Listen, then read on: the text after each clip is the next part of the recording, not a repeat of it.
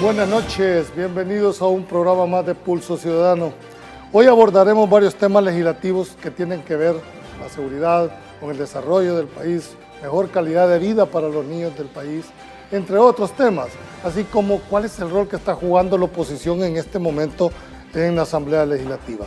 Para eso nos acompaña esta noche la diputada vicepresidenta de la Asamblea Legislativa por parte del partido CIAN, Suesi Callejas. Diputada vicepresidenta, buenas noches, un gusto tenerla en el programa. Buenas noches, muchísimas gracias por la invitación y sobre todo gracias al pueblo salvadoreño que se mantiene pendiente de este programa. Poniendo en contexto, señora diputada, el hecho de que no tenemos ya 2 meses de contar con una ley que viene a romper, dijéramos, con lo tradicional que se había tenido, y es precisamente la ley Crecer o Nacer con Cariño. Hay dos marcos normativos. Nacer con Cariño es un marco normativo que se hizo a iniciativa de la primera dama, el despacho de la primera dama, para que el parto, la venida al mundo de las niñas y niños fuera de una manera de calidad, con cariño, como bien lo dice la ley, de una forma respetada, informada para la madre y para toda la familia. Entonces, y luego está Crecer Juntos, que es todo el marco normativo, es un nuevo marco normativo para El Salvador, que tiene que ver con la protección de la primera infancia, niñez y adolescencia de todo el país. Esta ley Crecer Juntos fue aprobada por 76 votos en la Asamblea Legislativa. ¿Cuáles son esos cambios con respecto a las normativas anteriores, los principales cambios que trae esta nueva normativa? Creo que uno de los más grandes cambios es que se incluye a la primera infancia dentro del marco normativo, se visibiliza por primera vez dentro de una ley. Realmente El Salvador es un país que protege a la vida desde el instante de la concepción. Sin embargo, los niños y niñas no existían hasta que ya tenían 4 años, que entraban a la parvularia. Entonces habían 4 años de la vida de los niños y las niñas que estaban completamente en la desprotección estatal. Incluso ni siquiera se hablaba desde la política pública ningún tema de impacto hacia la primera infancia, y esto tiene que ver también con temas no desarrollados en la ley actual que está en vigencia todavía, que es la LEPINA. Entonces, nuevo marco normativo, Crecer Juntos, uno se basa en las necesidades de las niñas, niños y adolescentes, tiene un enfoque preventivo, no solamente el enfoque reactivo de cuando ya ha ocurrido vulneración de derechos, y además se esclarecen los mecanismos de ejecución. Cada institución tiene claras sus competencias y se crea una nueva institucionalidad. Pero están integrados. Exactamente. El ISNA y el CONNA se integran en un solo Consejo Nacional para la Primera Infancia, Niñez y Adolescencia. Se crea también el Instituto Crecer Juntos. Este instituto será el ente rector de toda la política nacional de primera infancia. Y es una ley que protege a la niñez y a la adolescencia desde el instante de su concepción hasta antes de cumplir 18 años. Lógicamente esto implica o va a demandar una cantidad de recursos, dijéramos, porque me llamó muchísimo la atención el hecho de que los niños van a tener derecho a la parte de comida desde el momento de la concepción, durante el embarazo y posterior, antes de los 4 años. Sí, se crea una nueva entidad que son los Centros de Atención a la Primera Infancia, los CAPI, que hoy por hoy los podemos conocer como CDI, los Centros de Desarrollo Infantil, los Centros de Bienestar Infantil. Vicepresidente. A nivel nacional, de hecho, hay muchos de estos que ya funcionan. Muchos de ellos funcionan porque los gestiona una ONG, una iglesia, una empresa incluso, alguna institución pública, municipalidades, etcétera. Entonces, pero no hay una regulación de cuáles son los estándares adecuados para que un CAPI funcione. En esta ley no se ponen en la ley porque esto tiene que ver con los reglamentos, pero ya habrá una regulación específica en donde los estándares tienen que ser todos exactamente igual. Y de parte del Estado, por supuesto que habrá una inversión importante porque se prevé para que paulatinamente hasta terminar dejando 262 CAPI funcionando, al menos uno por municipio. ¿Qué rol están previendo ustedes que debe de jugar las alcaldías en este contexto, dijéramos, en una nueva normativa? Dentro del Sistema Nacional de Protección de Niñez y Adolescencia hay, digamos, 3 niveles. Está el nivel nacional, el nivel local, con los comités locales de derechos, y luego está el nivel comunitario con las defensorías de derechos de niñez y adolescencia, y el punto es que todos podamos interrelacionarnos y enlazarnos en su momento. Obviamente en la comunidad entran las iglesias, las asociaciones de desarrollo comunitario, los mismos padres de familia, madres de familia, las escuelas que están en los municipios, en el territorio. O sea, no podemos pensar en que una política va a funcionar solamente desde el Estado, porque el punto es que la gente vive en el territorio. Entonces hay que trasladar en estos 3 niveles. Obviamente un nivel departamental de coordinación también en los 14 departamentos, las 14 cabeceras, pero hay que bajar hasta los municipios y luego hasta las comunidades. Entonces sí ya hemos aprobado, desde que se aprobó la política nacional Crecer Juntos y llegó la nueva Asamblea Legislativa, nosotros desde el año pasado hemos aprobado varios financiamientos que van para resolver problemas, como el tema de las escuelas, que tienen mucha deuda. Las escuelas incluso ni siquiera, si se fijan, la mayoría, la educación pública es obligatoria de primer grado a bachillerato, pero no la preparatoria, el kinder y la preparatoria, y mucho menos la atención en preescolar, como se le puede conocer. ¿Se está pensando en volver obligatorio a partir de la entrada? Esta es una de las innovaciones que tiene Crecer Juntos, y es precisamente que el Ministerio de Educación es el ente obligado y a la vez el que tiene la obligación de garantizar la educación en primera infancia para los niñas y niños. ¿Hay algún enfoque en cuanto a la discapacidad, en cuanto a la inclusión, en cuanto a derechos humanos en esta normativa? Por supuesto, por primera vez se dice claramente que el enfoque debe ser inclusivo. Y cuando decimos inclusivo es niños con discapacidad, niños con diferentes enfermedades crónicas, por ejemplo VIH-Sida, niños también... No hay discriminación por el hecho de que una persona... Incluso adolescentes embarazadas, que no pueden ser revictimizadas por ningún motivo, y se deja claramente en la ley. O sea, no hubo ningún miedo. Yo por eso digo, fue una ley bastante valiente, y también fue valiente tener el apoyo de la mayoría de fracciones ahí representadas, salvo el FMLN. ¿No dio los votos del FMLN? El FMLN no dio los votos para esta ley, pero salvo el FMLN, nuestro tiempo, son Vamos, 78 votos, Arena, exacto, todos votamos, GANA, PCN, PDC, nuestro tiempo, Vamos, como bien lo decía, Arena también apoyó, Nuevas Ideas, por supuesto. Sin embargo... ¿Y cuál fue el argumento del FMLN? No dieron ningún argumento, de hecho no hubo participación en la discusión, no hubo participación de parte de ellos. ¿Se retiraron de la plenaria? No hubo un argumento, no se retiraron, pero simplemente decidieron no apoyar, pero tampoco no participaron en la discusión ni nada. Entonces simplemente decidieron no apoyar, y bueno, en parte tiene que ver con que al final eran instituciones, eran estos nichos donde se pensaba que ellos eran fuertes, y al final pues, de hecho, exfuncionarios incluso han estado criticando la ley del FMLN. ¿Cree que el tema ideológico sigue marcando, digamos, una ley tan novedosa? Por supuesto, sin embargo, como siempre, nosotros estamos obligados a legislar para y por el beneficio de la población salvadoreña, con independencia de las banderas que nos hayan llevado al curul en el que estamos ocupando en este momento. Yo, revisando la ley, que tuve la oportunidad de ver los considerandos, ¿están conscientes que obligan al Estado a invertir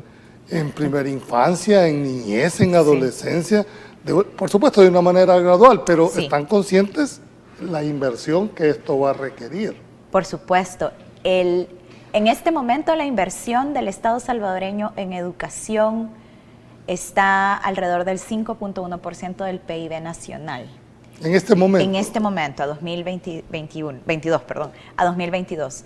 El plan del Ejecutivo, que de hecho está dentro del plan Cuscatlán, es llegar a una inversión hasta 2024, que ha sido gradual desde que se tomó la posesión en el cargo del presidente, de llegar al 6% de inversión. Esto también dependerá del crecimiento económico del PIB nacional, exacto. Sin embargo, nosotros tenemos claro que es imposible seguir pensando en desarrollo y bienestar social si no se invierte en salud y en educación, Parece que esta es una fórmula que se sabe desde hace muchos años, décadas. Sin embargo, en El Salvador esto no ha sido una realidad. También lo importante de esta ley es que viene de una propuesta del Ejecutivo, directamente del despacho de la primera dama, en donde ya se había estudiado durante un poco más de un año, hubo rondas de consultas, etcétera. O sea, no. Eso le iba a preguntar, vicepresidenta, ¿cuál ha sido el mecanismo? ¿Goza de la legitimidad, dijéramos, de haber sido consensuada, de haber sido discutida o por lo menos platicada con algunos sectores de la sociedad? Goza de la legitimidad de haberse consultado durante más de un año. Al entrar a la Asamblea también hubo otra ronda de consultas. Incluso goza del debate post-aprobación. O sea, nada más ahora nosotros tuvimos la oportunidad de tener una reunión con pastores de iglesias evangélicas a nivel nacional que también tenían algunas preocupaciones, pero como todo y como siempre, hablar y poder tener estos espacios, explicar, contar el trabajo que uno hace, termina siendo positivo porque cada quien se va más tranquilo y diciendo, bueno, ya entendemos de dónde viene, cuál es el fondo. ¿Hay todo un proceso de divulgación de esta normativa? Por supuesto, y esto lo va a empezar a hacer el CONNA ya dentro de muy poco. Hay un proceso de socialización de esta normativa, de los reglamentos incluso que vienen con la aprobación de la normativa. El 1 de enero de 2023 entra en vigencia ya la ley Crecer Juntos. Ya es una ley aprobada, sancionada, publicada por el presidente de la República. Y se ha postergado la entrada en vigencia, dando la oportunidad. Para que haya un traslape y sobre todo porque la nueva institucionalidad que se crea en la ley necesita obviamente un espacio para pedir presupuestos, para funcionar y que haya un traslape. Eso no va a significar despidos, no va a significar... No, esto porque sí. Se nos comentaban las personas que estaban temerosas que el hecho de entrar una nueva normativa podían sufrir despidos. No, de hecho, bueno, el CONNA y el ISNA tienen sindicatos, como toda institución pública. Ellos han pasado también por un proceso interno en donde se ha ido socializando y explicando esto, en donde no van a haber despidos. Obviamente va a haber una reorganización de todas las funciones, porque de repente vas a tener 2 gerentes de lo mismo, 2 administradores, entonces obviamente va a haber que reorganizar. Lo importante también es que los técnicos especialistas en niñez y adolescencia a nivel nacional están en ambas instituciones. ¿Contamos con ese personal? Por supuesto, por supuesto. Ahora, que una institución era de la época de Arena y otra institución era de la época del FMLN, eso es cierto. Pero también es cierto que hay muchos profesionales ahí dentro que tienen la verdadera vocación de servicio y de trabajo y que tenemos que aprovechar. La verdad, es buen punto el enfoque que usted acaba de dar esta noche. Yo me tomé la tarea de revisar las principales novedades de la ley y me encontré que aunque tienen derecho a contar con una identidad formal, ¿verdad? Y un número único de identidad. Así es. Y eso, como en el momentito del nacimiento, ahí van a tener todo eso. Así es. Esto forma parte de todo un plan de digitalización a nivel nacional que tiene que ver con el derecho a la identidad y la identificación. Esto quiere decir que si nosotros como salvadoreños tenemos un documento único de identidad, este documento se te da el número, se te da en el momento de tu nacimiento. Por eso ese lo vas a mantener a lo largo de ese es el que se mantiene a lo largo de toda tu vida, que se va a convertir en tu mayoría de edad en tu DUI, ¿verdad? Eventualmente cuando nosotros vayamos avanzando, todos ustedes saben que hay un esfuerzo ahora porque el número del NIT vaya un poco desapareciendo este otro documento y se convierta en el DUI, que sea este mismo. Igualmente el pasaporte, que va a haber todo un esfuerzo para que los que ya estamos aquí podamos ir haciendo este archivo único. ¿Cómo pretenden garantizar los derechos del niño y del adolescente para, dijéramos, participar activamente en de la vida cultural, las artes, el juego, el deporte como factores importantes para el desarrollo? Para el desarrollo. Bueno, como siempre, esto es bien interesante porque las organizaciones, el Estado salvadoreño... Muy novedoso, porque... había estado siempre ausente en el apoyo a las familias salvadoreñas para la crianza y la educación de sus hijos. Ojo, el rol principal sigue siendo del padre, la madre, el encargado, el responsable o la familia ampliada con el que este niño, niña o adolescente viva. Sin embargo, también es cierto que los salvadoreños no son problemas solamente de nuestras familias, sino que el Estado debe garantizar que las niñas y niños tengan espacios adecuados de sano esparcimiento, espacios culturales, actividades que vayan dedicadas también a la primera infancia, a la niñez y la adolescencia para su desarrollo. Los derechos culturales son derechos humanos, no son derechos que nos estamos inventando en este momento. Los están garantizando. Forman parte, exacto, y forman parte de la cultura y de la educación que se le puede ofertar a un niño o una niña. El juego es un factor súper importante para el desarrollo de cualquier persona. El deporte, asimismo, o sea, para la salud, pero también para la sana convivencia y, por supuesto, una salud mental y física adecuada. ¿Este archivo único con ese número puede servir como una especie de censo, diputada? Sí y no, en el sentido de que obviamente va a ser mucho más fácil ir actualizando el censo nacional cuando ya se tengan todos los documentos en los archivos únicos, pero también sirve para que el Estado pueda prepararse sobre las condiciones que cada niño necesita.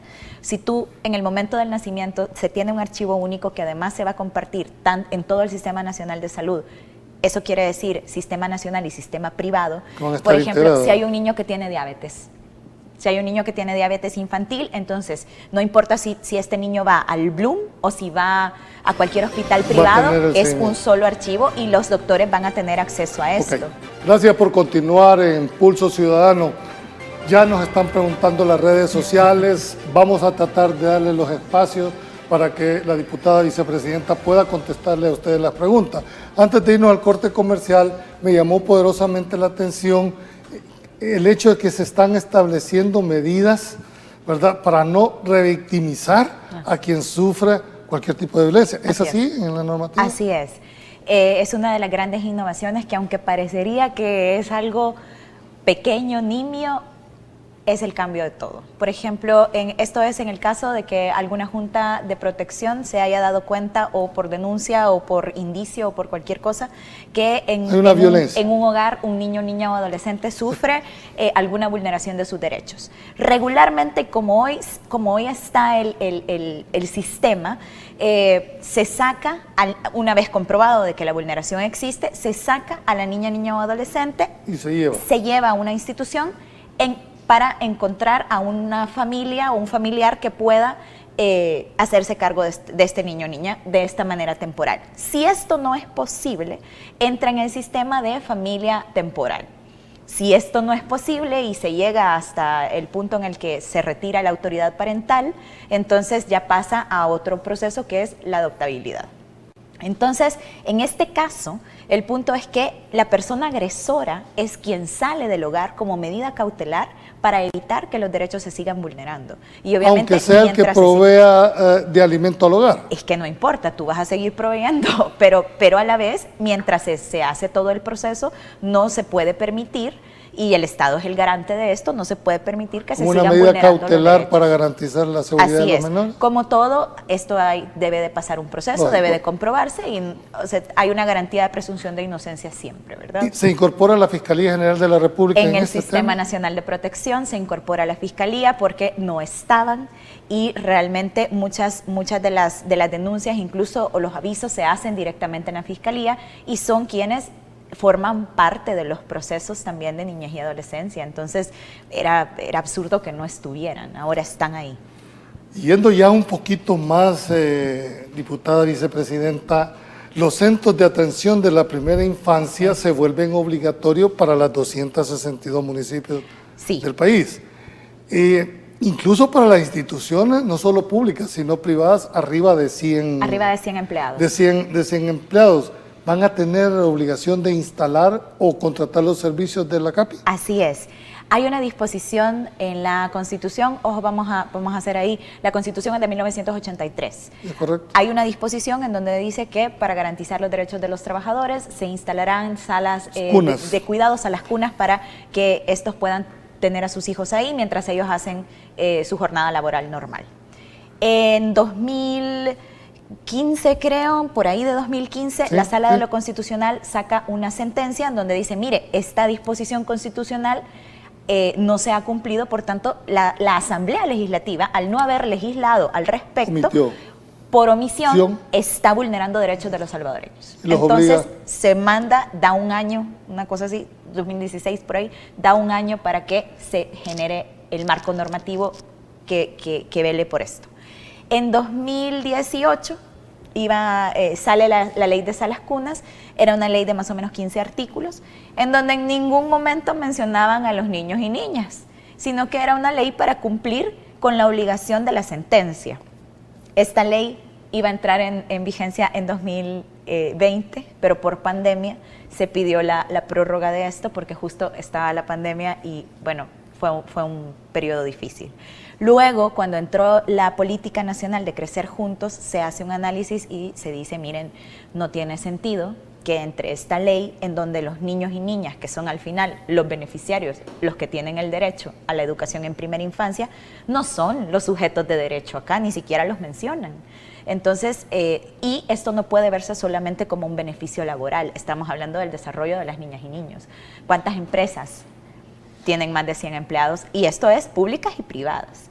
Entonces, esta parte se retoma en la ley Crecer Juntos, en la parte de trabajo y seguridad social, pero tiene un enfoque en donde es la niña y el niño quien es el centro de todo el desarrollo de los CAPI. Este periodo de instalación, de adecuación, me imagino que va a ser progresivo, gradual. Sí. ¿De cuánto tiempo estamos hablando, dijéramos, para a nomás entrar en vigencia la ley, las salas cunas y las guarderías que estén funcionando? Los CAPI que ya existen, que serían CDI, Centros de Bienestar, guarderías, salas cunas, etcétera, que ya existen, tendrán 6 meses para adecuarse a la nueva normativa. Luego, las instituciones públicas van a tener 12 meses para ir progresivamente cumpliendo con la obligación. Estos son tiempos máximos. Obviamente, cualquier institución pública puede cumplirlo en menos tiempo si ya está listo. Por ejemplo, Cancillería. Cancillería ya tiene un centro de bienestar infantil dentro de la institución. ¿Y el sector privado? El sector privado tiene 18 meses, porque también entendemos que, son más, la población que trabaja en sector privado es mucho más en El Salvador, por tanto, y también tiene una territorialidad mucho más amplia. Hay incluso lugares en donde hoy por hoy no se puede dar el servicio de un CAPI o de una sala cuna como estaba pensado porque no hay una guardería en todo el municipio, por decirlo. Entonces, por eso también va a ser una progresividad para cumplir con la normativa, porque entendemos que donde no haya un CAPI es donde se debe priorizar desde el Estado para poner uno, o incluso puede haber un asocio público-privado para poner un CAPI, pueden asociarse entre varias empresas para poner un CAPI o para contratar un CAPI, etcétera. Hay una costumbre en este país, el hecho de que los plazos en un momento determinado, ¿qué va a pasar si no se cumplen en los plazos que está estipulando la ley? Habrá un proceso sancionatorio, obviamente, administrativo sancionatorio, pero como siempre se espera, y precisamente por eso también hemos dado el suficiente tiempo para ir socializando para que no haya ningún argumento de decir muy poquito tiempo. Pero el sector privado está claro que tiene que cumplir. ¿Ya lo cumplir. discutieron ustedes con la gremial? Se discutió con sector privado en su momento, desde el despacho de la primera dama se tuvieron reuniones para discutir este tema. De hecho, se tomaron, por ejemplo, el tema de los plazos es muy interesante porque fue una discusión en donde ellos decían necesitamos un poco más de tiempo para poder cumplir, queremos cumplir, sabemos que esto es importante para nuestros trabajadores, y trabajadoras, pero también necesitamos un poco más de tiempo. Y de hecho se tomó en cuenta, los tiempos eran un poco más reducidos en la primera propuesta, luego se fue cambiando hasta que llegamos a este término medio en donde se establecía 6 meses para los que ya existen, 12 para el sector público y 18 para el sector privado. También porque el sector público tiene que poner el ejemplo. ¿Qué nivel de receptividad ha tenido el sector privado en cuanto a esta nueva normativa? ¿Cómo lo percibieron ustedes como diputados? Pues yo creo que fue dentro de la comisión, hubo representación de abogadas, por ejemplo, que son representantes de diversas empresas a nivel nacional, grandes empresas, y creo que hubo un buen nivel de aceptación. También en redes sociales hay un termómetro bien interesante casi siempre y no han habido ningún tipo de quejas. Obviamente hay preocupaciones, como siempre, pero tienen más que ver con la socialización de los reglamentos, que la normativa sea clara. Por ejemplo, hay también hay incentivos fiscales, o sea, esto es completamente exento de renta según el 32 de la ley del impuesto sobre la renta. Entonces son inversiones a nivel cultural y educativo que se hacen desde las empresas y que al final del año fiscal se pueden perfectamente desgravar, y esto es importante. Diputada vicepresidente, ya empezaron. Buenas noches y un saludo especial a la diputada Suesi por su gran papel en la Asamblea y como presidente de la Comisión de Familia. Solo preguntarle, ¿cómo ve esta ley de aquí a futuro? Aún, perdón, ahí nos quedamos, preguntarle cómo está a futuro, aunque se ve que la oposición como que no le gustó mucho. ¿Es así? Hubo discusión y esto es lo importante. Yo creo que al final es parte del trabajo. De la naturaleza propia de la Asamblea. Así es. Hubo una discusión importante y como les digo, incluso quienes no votaron tampoco dijeron mucho en contra. Yo creo que no era posible decirlo y ellos mismos lo sabían y al final no. De cara a futuro, el punto es que las leyes son perfectibles, por supuesto. Cada 10 años más o menos, según doctrina, hay que ir revisando los marcos normativos para que sean más eficientes. Dice, muy feliz noche, señor Valdivieso, y saludos a la diputada Callejas. Dentro de la ley Crecer Juntos se dijo que se iba o se crea el CONAPINA. ¿Qué rol tendrá este consejo? Quiero aprovechar el espacio para felicitarla, pues la vicepresidenta ha demostrado su buen desempeño en la Asamblea. Bueno, tiene su grupo de fans, diputada. Muchísimas gracias.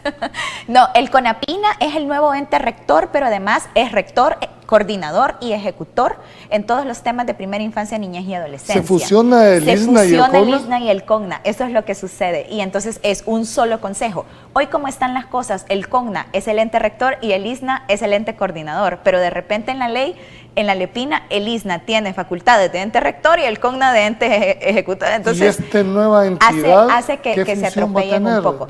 Las mismas que tiene el CONA y el ISNA, pero de una manera integrada, y siempre siendo el coordinador, tanto a nivel nacional, municipal y local, comunitario, de todo el Sistema Nacional de Protección. Además, se conserva la Red Nacional de Atención Compartida, que son todas estas organizaciones no gubernamentales que tienen un trabajo directo hacia primera infancia, niñez y adolescencia. Buenas noches, felicitaciones a la diputada Suesi Calleja por su tremenda legislación en la Asamblea Legislativa. Una pregunta, según la ley Crecer Juntos, a los niños se les asignará un número único. ¿Hasta qué edad permanecerá la vigencia de este? Durante toda la vida, este es el punto. En el momento del nacimiento se nos asigna un número único de identidad y precisamente será único porque al momento del fallecimiento este número se elimina y este es el número que te va a atravesar durante toda tu vida, incluida la vida adulta. El Estado tiene, como dijéramos, varios convenios firmados a nivel internacional. En la construcción de esta nueva normativa se tomaron en cuenta algunas observaciones de la ONU, del Comité de los Derechos del Niño, pues sí que vela por el cumplimiento de eso. ¿Se tomaron en cuenta todas esas entidades? Sí. El Salvador es firmante de la Convención de Derechos del Niño desde 1990. Desde ese momento se crea un comité a nivel nacional que es el que va revisando cada 3 años el cumplimiento del Salvador en cuanto a y las garantías que El Salvador hace como país para que los derechos de los niños y niñas se cumplan. Desde hace más o menos, desde 2009, que se aprueba la LEPINA. La LEPINA es fruto de estas recomendaciones y de este comité y de la firma de derechos. Hay un cambio en la doctrina y en cómo se ve a los niños y niñas, en donde ya no hay solamente un enfoque tutelar de un menor de edad, sino en donde el niño y la niña es un sujeto de derechos en sí mismo. Entonces tú sos un garante como padre, madre, como responsable, como Estado, como escuela, etcétera. Tú sos un garante de la protección de derechos de este niño y niña, pero este niño o niña es un beneficiario en sí mismo, ¿verdad? Entonces cambia esta doctrina y precisamente se tomaron todas las recomendaciones de parte del Comité de Seguimiento de Derechos de la Convención de Derechos del Niño en Crecer Juntos. ¿Por qué? Porque nos interesa realmente ya con un aval de una entidad de esta magnitud. Pero no solamente, o sea, también tuvimos la conversación y el aval del sistema de Naciones Unidas, representado en UNICEF, sobre todo, que es el alto comisionado para niñas y adolescencia, UNSFA también, el Fondo de Población. Hemos tenido el apoyo para poder integrar todos estos aportes a nivel internacional. Buenas noches, está haciendo un buen trabajo en velar por el bienestar de la niñez. Quiero saber, ¿qué tipo de información brindará el número de identidad a las instituciones como los hospitales? Y si también esa información la tendrán los hospitales privados. Muy buena pregunta esta. Muy buena pregunta, sí, gracias. En efecto, no solamente este archivo único de identidad no solamente está planificado para que se comparta dentro de todo el Sistema Nacional Integrado de Salud, que, vale la aclaración, entra el Sistema Nacional y el Sistema Público, sino también las escuelas. Porque en la escuela es donde tú pasas la mayor parte del tiempo de tu vida como niño, como niña, como adolescente, y es importante que sepan cuáles son las condiciones específicas de tu salud y desde el momento de tu nacimiento. También para el Estado saber, por ejemplo, cuántos niños con discapacidad nacen, cuántos niños con enfermedades crónicas nacen, cuántos niños con VIH-Sida nacen, cuántos niños... Y se trata también para... No es un tema de perder la confidencialidad de estos datos, sino que se trata realmente de que el Estado esté preparado, porque hay diferentes modalidades de educación y de currícula que se tienen que dar según cada una de las necesidades de los niños. Cuando hablamos de educación personalizada no quiere decir un maestro o un niño, sino que de responder dentro de las posibilidades de la adecuación curricular en cada uno de los espacios donde este niño o niña se desarrolla según sus necesidades. Le ponemos atención a esto. Y por supuesto, entonces si tú, por ejemplo, tenés algún déficit de atención, no quiere decir que te vamos a sacar del salón porque tenés un déficit de atención y tus otros compañeros no. El autismo, por ejemplo, sino una que, persona que adolezca de el autismo autismo no, según cada uno de los grados, o incluso un niño genio o una niña genio que también no se tiene acomoda. unas necesidades distintas No de es que lo van a estimulación. sacar, no lo van a aislar de Y esto. muchas veces solamente lo aislamos porque consideramos que no podemos tratar el tema. Y no, hay herramientas pedagógicas y educativas que se pueden utilizar para poder brindar una educación según las necesidades de cada niño. Volviendo siempre ya para ir finalizando en esta segunda parte, ¿se tomaron en cuenta aportes de niños, de adolescentes que vivieron, dijéramos, su propia experiencia, diputada? Sí, y es bien interesante. Esto lo hizo el COGNA. El COGNA tiene distintos consejos de niñas y adolescencia en donde participan directamente niñas, niños y adolescentes y dan su opinión. También se consultó con niñas y niños de escuelas públicas, de colegios privados, de colegios bilingües, con maestros, con maestras, que también fue bien interesante cómo son de innovadores los jóvenes hoy en día y cómo se tomaron, de hecho están mucho más adelantados de lo que podemos estar nosotros. Entonces es bien interesante porque sus aportes sí se tomaron en cuenta. Antes de irnos, que nos queda un minuto, con todo esto, aún así jugó un rol la Asamblea Legislativa realizando su propio proceso de consulta. Sí, era necesario. Muchas de las instituciones que llegaron a darnos su opinión, muchas llegaron en segunda o tercera ocasión, y esto también era bien importante porque sí, el documento, el borrador, desde el primer punto en que se presentó, cambió muchísimo hasta la ley que aprobamos. Incluso, ¿por qué no decirlo? Temas que sonaban mal, como en su momento hubo mucho ruido de si estábamos abriendo una puerta a aprobar el aborto, y esto para nada. O sea, de hecho, Crecer Juntos es una ley que va acorde a la Constitución sin ningún miedo de decirlo. Sí, de hecho es una de las preguntas recurrentes de que era como fomentar más el aborto. No podemos. No solo no podemos a nivel legal porque no sería lógico ni constitucional, sino que no es el punto. El punto es proteger la vida desde el instante de la concepción, y por eso también visibilizar el hecho de que existe una etapa en el desarrollo que se llama primera infancia y que es necesario también invertir. Bien, gracias por continuar. Quisiéramos darle respuesta a esta cantidad de preguntas, pero también tengo que tener un balance para aprovechar a la diputada vicepresidente. Quiero terminar esta parte cuando nos dicen felicitar a la diputada por su valiosa labor. Favor consultarle sobre temas de pensiones y la pena de muerte. Gracias. Uy. Es decir, es percepción, y la percepción es realidad, diputada, Así es, del manejo en que debe ser un diputado abierto, transparente. Así es. Muchísimas gracias por las consultas. Como bien lo decía Julio, Quisiéramos responder a todas, pero el tiempo en televisión es corto. En cuanto al tema de pensiones, ya el presidente Bukele y también el presidente Castro en la Asamblea Legislativa ya anunció que en efecto se va a presentar una pieza de correspondencia para poder estudiar la reforma al Sistema Nacional de Pensiones.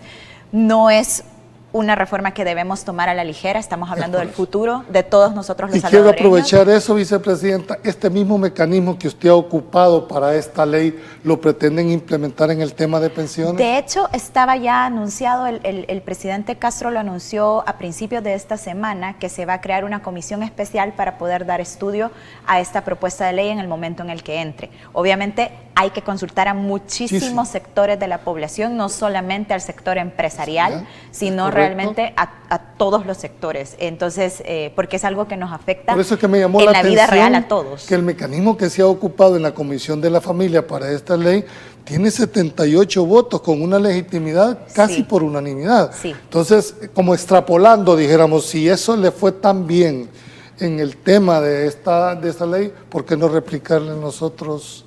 Sí, no, o sea, importantes como el tema de pensiones? Lo importante de hacer un estudio y también que la población pueda tener el espacio de contar sus miedos y de que nosotros les podamos explicar cómo realmente se está legislando. No todos somos abogados y es normal que muchas veces las leyes nos parecen algo completamente ajeno a nuestra realidad, ¿verdad? O a nuestro día a día. Sin embargo, dependemos de ellas, o sea, vivimos por ellas. El tema de la pena de muerte. El tema de pena de muerte no es algo que nosotros como Nuevas Ideas estemos apoyando. De hecho, al contrario, somos una fracción proteccionista de la vida. Esto no va acorde a nuestros principios y el mío personal tampoco. Creo que el sistema judicial es suficiente como para retirar a las personas que están en contra de la sociedad o que cometen delitos graves.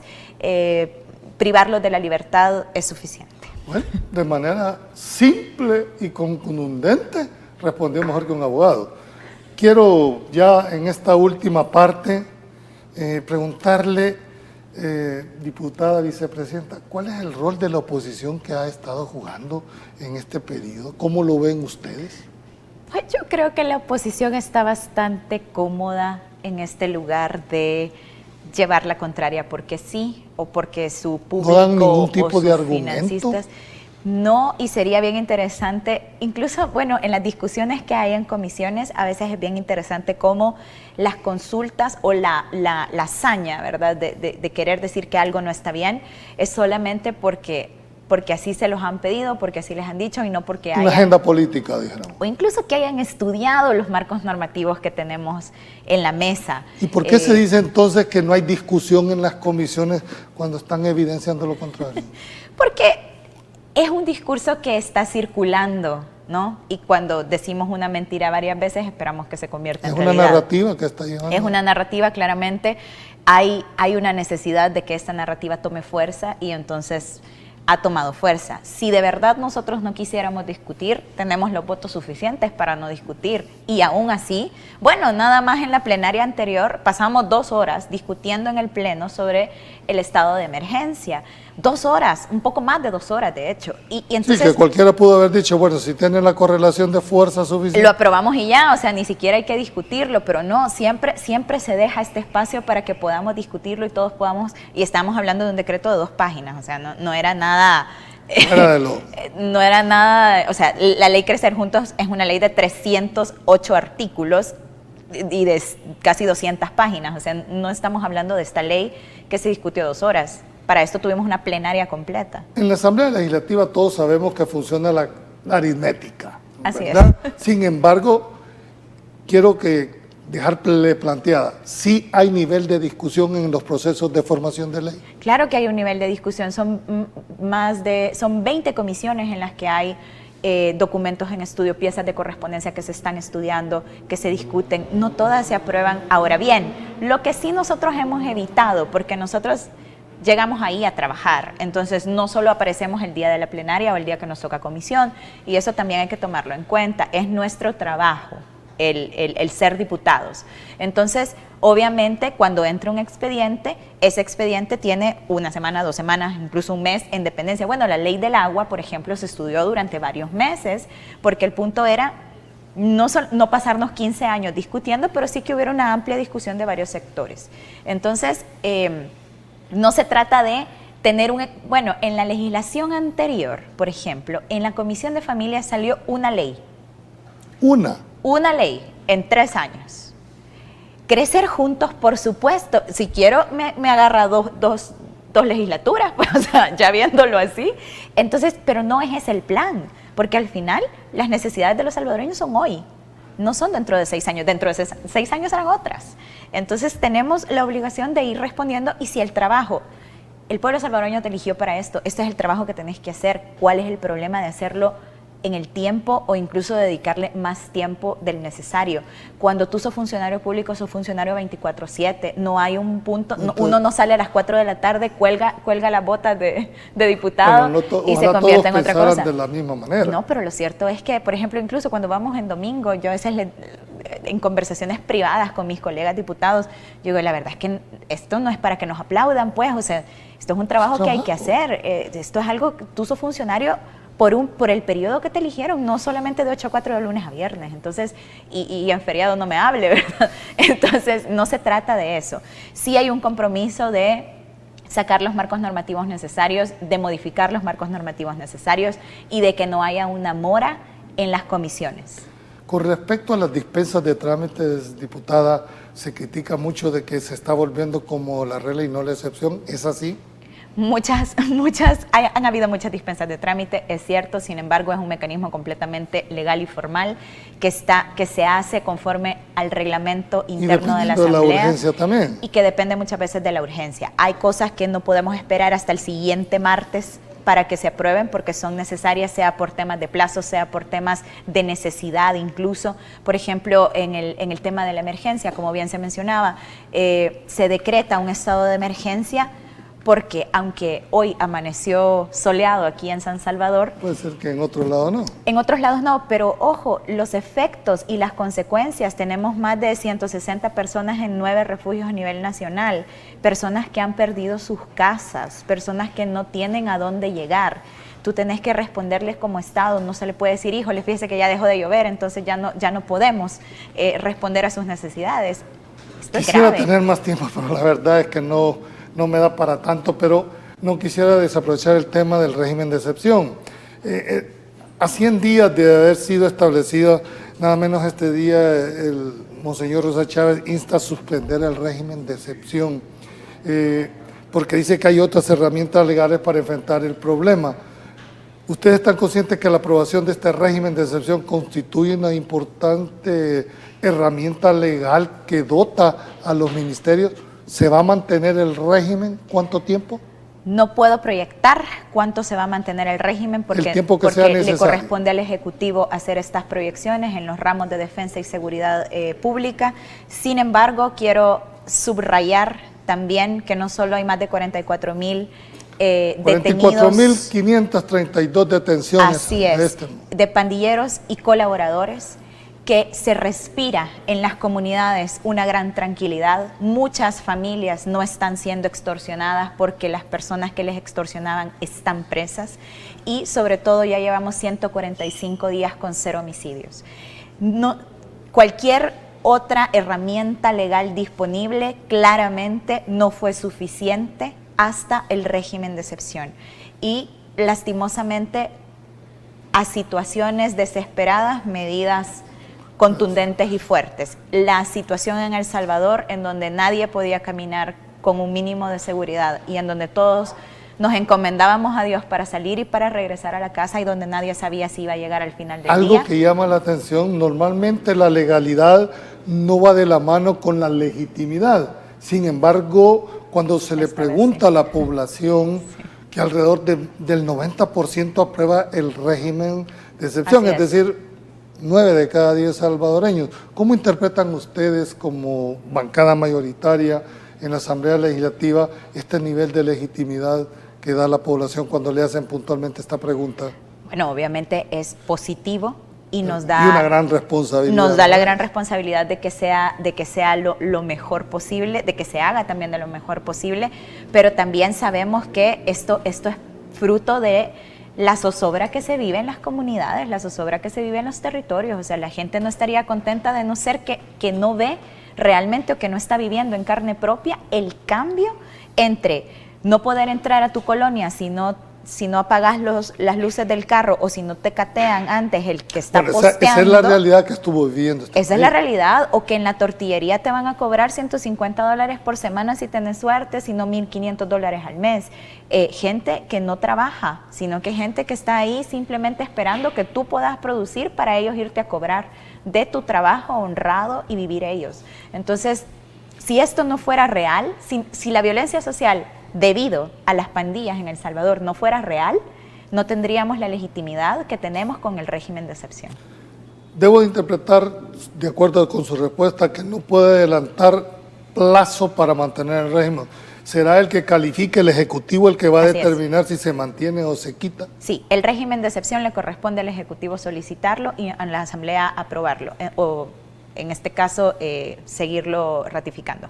Sin embargo, obviamente no depende de nosotros, porque no somos nosotros los legisladores quienes hacemos la labor de investigación, detención, etcétera, del delito.